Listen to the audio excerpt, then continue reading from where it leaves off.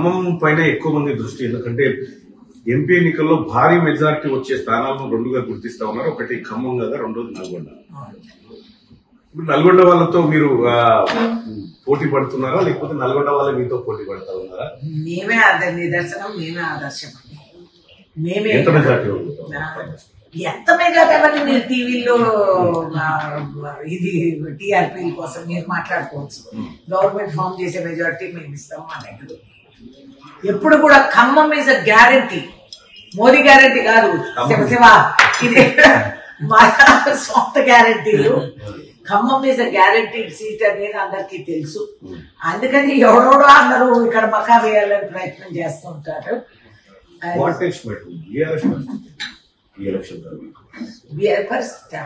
ఇంకేం పరిస్థితి అడ్రస్ లేదు. బాంగ్ హిస్టరీ, విట్నెస్ టు హిస్టరీగా మనం బీఆర్ఎస్ ఒక టైంలో చూసాం. అయిపోయింది చాప్టర్. అంతే.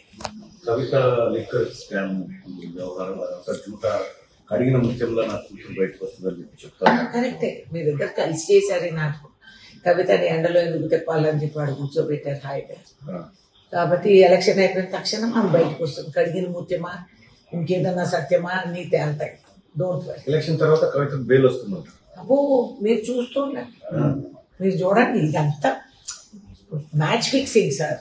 మీకు ఒక అనుమానమేనా? అంతే, అలా డ్రామాలు వేస్తూ ఉంటారు. అతి సింపతి వచ్చేస్తుంది బీఆర్ఎస్ మీద. ఆడుపోతున్న అరెస్ట్, కవిత బర్త్డే అని చెప్పి ఆమెను అరెస్ట్ చేయకుండా అడుక్కున్న రోజులు ఉన్నాయి కదా. ఇవాళ మా అమ్మాయి బర్త్డే ఇప్పుడే అరెస్ట్ చేయొద్దంటే ఇంటికి వెళ్ళి వస్తామని చెప్పి. ఒక మాట, తాటికొండ రాజయ్య ఏ తప్పు చేశాడో మనకు తెలియదు, బర్తరఫ్ చేశారు. ఈటల రాజేందర్ వ్యవహారం ఏందో ఆయన పార్టీని సస్పెండ్ చేశారు. ఒక స్కామ్ లో ఎక్కినటువంటి కవితను కేసీఆర్ ఇప్పటి వరకు సస్పెండ్ చేశారు. ఎందుకు చేస్తారు? మీరు ఏం సవాళ్ళు అడుగుతున్నారండి?